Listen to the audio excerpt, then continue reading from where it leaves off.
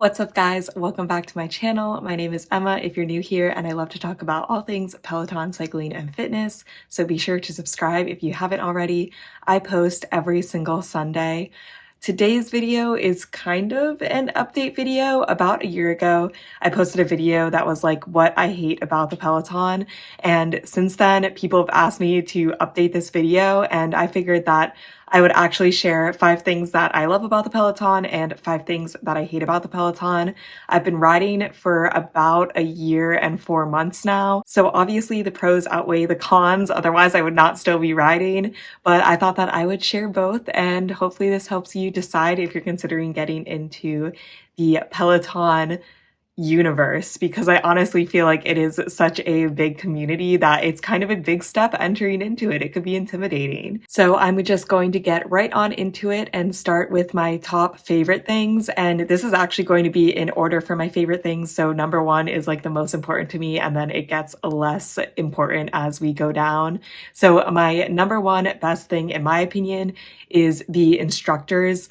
I find them to be incredibly engaging compared to other services that are like Peloton. I've tried out Echelon, and I've also tried out Apple Fitness, and I just think that the Peloton instructors are really, really special, super engaging. They're very knowledgeable about fitness, and I really like that they do cross training. So somebody that teaches cycling classes could also be teaching runs, could also be teaching strength classes, and I really like that you can kind of follow your favorite instructor through a bunch of different workouts, and they're not just putting out constantly the same thing. Also, grouping in with the engaging instructors is just the vast amount of content that Peloton puts out and each instructor puts out. So I never feel like I have to retake a class. Sometimes I do, just because I like those classes so much. But Peloton as a whole is coming out with a lot of classes every single day, and your favorite instructor will probably come out with like 3 to 4 a week. So I find that there are always way more classes than I have time to take, which I really, really like. And that helps me kind of stay motivated and like want to get back on the bike, because I know there's so many classes that I'll love that are there for me to take. My second favorite thing is the convenience, which honestly is so important to me. Before the Peloton, I did not work out regularly at all. I just didn't have the time. Granted, I was going into work at that time, and now I work remotely, which is very, very nice. But even before that, that just wasn't a priority for me, and it would take so long to get to the gym, do the workout, come back for the gym, or if you were going to a cycling class, it would be at a very specific time that you had to go. The convenience of on-demand rides, whenever I wake up, I just get on the bike and ride, and that can be a vastly different time every day, and it doesn't matter. And I just have a plethora of classes to take from.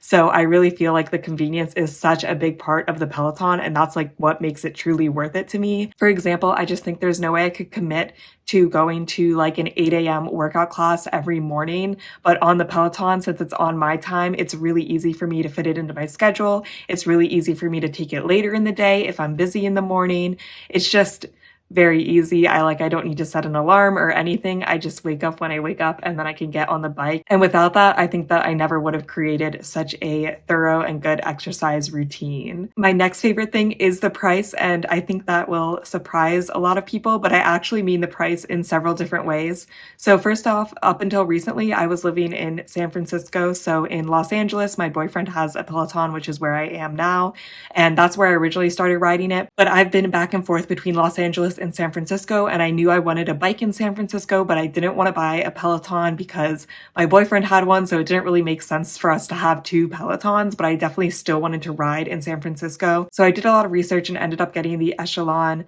Connect Sport bike sold on Amazon, and I loved it, had no issues with it. It was $500. I could use my boyfriend's Peloton account, which was very nice. Otherwise, it would have been $13 a month for a digital membership, but I was basically riding for free in San Francisco, and even at $13 a month, that's so cheap to kind of get into the Peloton universe and have all of these classes on demand. For example, a cycling class in SF is going to run you like $30. So for the $500 I spent on the bike, that's literally 17 cycling classes, and I rode hundreds of cycling classes in SF. So when you break it down that way, if you're going to do cycling workout classes or really any kind of workout classes, I think you'll see a lot of savings by doing them on Peloton rather than going into the studio every day or every other day. But even in LA, when you have a real Peloton, which is an expensive upfront cost, although you can finance it, And then the $40 a month, multiple people can use that membership. So I feel like the $40 a month isn't bad. And then if you finance it and pay $100 a month, that is definitely cheaper than like two people getting gym memberships. And I honestly feel like Peloton can replace gym memberships and going to classes. So I feel like for the price, although it seems really expensive at first, when you break it down and think about all of the things that it can replace, I think that it is truly worth it. And that is actually a selling point of the bike. And it's one of my favorite things, that it is accessible for people to take all of these at-home workout classes from their homes, and it's not like super, super expensive. My fourth favorite thing is the community. I've talked about this before, but I think that Peloton has an amazing community. There's a Facebook group, which the Facebook group is a little interesting, but there's also a subreddit. And then I honestly feel like this YouTube channel is a community, and like Instagram, I get a lot of positive feedback, and I feel like everybody's like very nice to each other.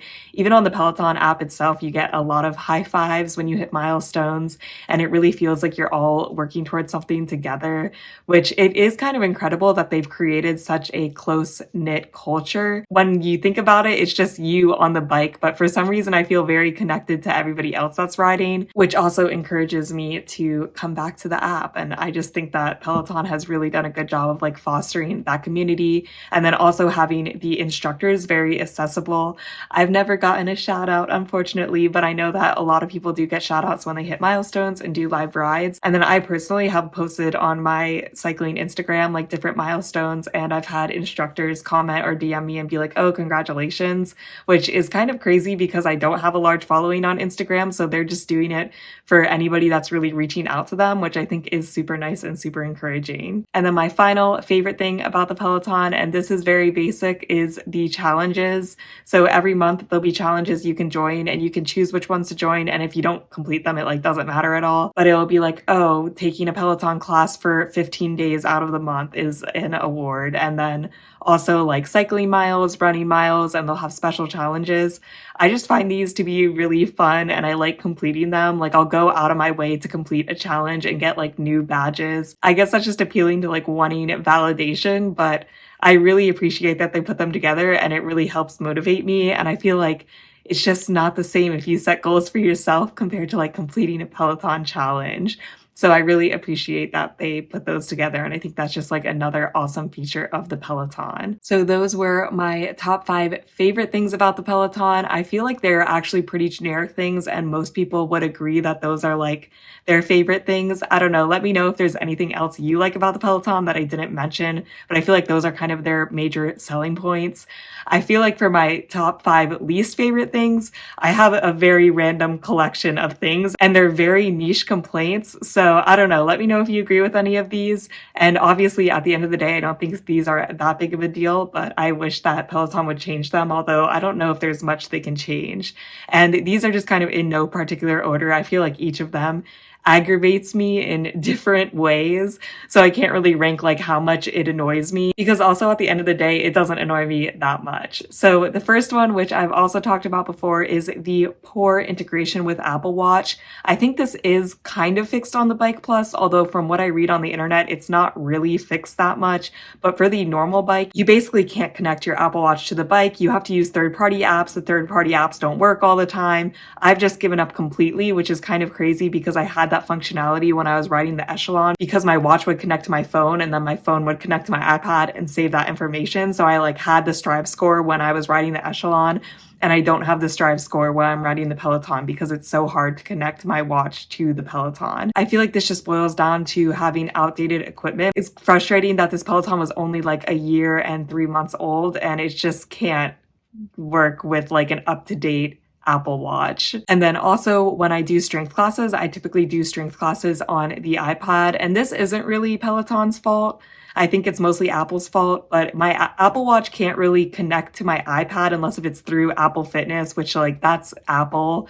So I also don't get Strive score data when I do strength classes ever, because I always do them on my iPad. And I wish I did have access to that information. At the end of the day, it's not the end of the world, but especially with the new focus on the Strive score, wish I had this heart rate information, but alas, I don't. Maybe I will buy a new heart rate monitor sometime in the future, but that day is not going to be today. My next least favorite thing, which I feel like this is very niche, is my knee hits the resistance knob pretty much every day. It'll only happen like once. I don't know if I have bad form. I'm guessing that's it. But when I'm cycling like out of the saddle, my knee will hit the resistance knob, and then the resistance knob is so sensitive, so it'll change my resistance a lot. And that never happens to me on the echelon, and the echelon like is set up the same way, so I don't really know what is happening, but for some reason I have bad form when I'm out of the saddle, and it's always my right knee hits the resistance knob and then changes it, and it's just annoying.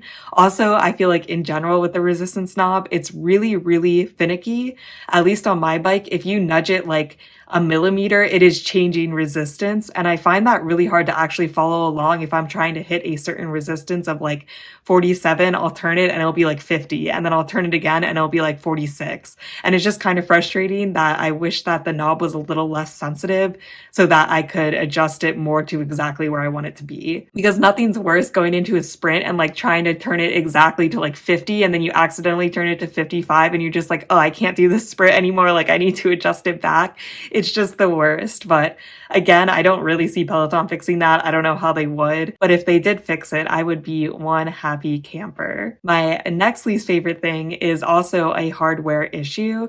I don't know if this is just our problem, so let me know if you have a Peloton, not the Bike Plus, just the normal bike, but it takes like 5 minutes to turn it on now. We pretty much just leave it on and let it like sleep the whole time because it's so frustrating when you're trying to do a workout and you have to turn it on and then wait 5 minutes. It just takes a long time to boot up, which I'm also going to attribute to out-of-date hardware.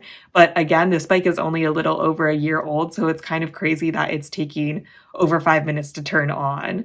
If you guys have any suggestions, let me know. I don't know if we need to like do some sort of factory reset, if that would help, but right now we just leave it on all the time as the solution. In general, I kind of feel like Peloton's software is above its hardware and they need to like work on their hardware. Although I never have ridden the Bike Plus, so maybe the Bike Plus does address all of these issues, but there are definitely problems in the bike. My final two least favorite things about the Peloton are actually both kind of the way that Peloton is set up. The first is I feel like Peloton could do better kind of educating people about cycling and fitness in general. I feel like a lot of the things that I figured out about fitness have just come over time. I've talked about this before, but the first big thing is that they don't really explain that when you're out of the saddle and you can't do it, it's because you need to work on your core strength. And I feel like I talk to a lot of people that tell me they're struggling to be out of the saddle. And I'm like, oh, you need to work on your core. And they're like, what? And they just don't know. So I feel like that would be good information for instructors to repeat, because then how are you going to get better? And I also think that instructors don't stress enough like how important strength is. For pretty much the first year on the Peloton, I was only cycling and doing cardio, which isn't bad, and everybody has different fitness goals, but I kind of felt like I hit a wall and I wasn't really sure what to do after I hit that wall until I kind of figured out that I needed to start really bulking up and like doing strength if I wanted to keep improving. I think that Peloton kind of markets itself to busy people and they're like, oh, this is super convenient. You can just jump on for like a 20-minute ride and see results, which is true. But I also feel like they could do a better job of like kind of breaking down fitness goals. And they're like, oh, if you want to improve your output, like here is a program. Like they stress these programs, and then I feel like they don't offer a ton of programs for people that like really want to be serious about their fitness. There is power zone training, but even at the end of the day, that is all on the bike and it doesn't like do any kind of cross training. And they do offer all of the cross training at the end of the day. So I do feel like they should be advertising it heavily and be like, yeah, do the yoga class, take the strength, do the meditation. But I feel like you could kind of just stay in your own little cycling corner like I did for so long and just really not branch out. And then my final least favorite thing is that the strength class descriptions are just not helpful at all. They're so vague. And then the equipment that you need changes. So usually in equipment, it'll tell you if you need light, medium, or heavy weights. And every instructor considers those classifications to be different weights. So like one instructor might think that light weights is 3 pounds. They might think it's 5 pounds. It might be 10 pounds. And you really don't know until you start. So I feel like they could do a better job of like normalizing it across instructors and also being more specific in the equipment so you kind of know what you're getting into before you take it. Also, it'd be nice to just have a description of like what the set is before you even get into it. But I don't know if that's asking for too much. They do have that for cycling where they'll show you the average resistance and cadence for the class. So I feel like they could work more on their strength and kind of build out the platform more. Also in general, and this makes sense, I feel like they invest the heaviest into cycling and the running because they have equipment that they can sell you.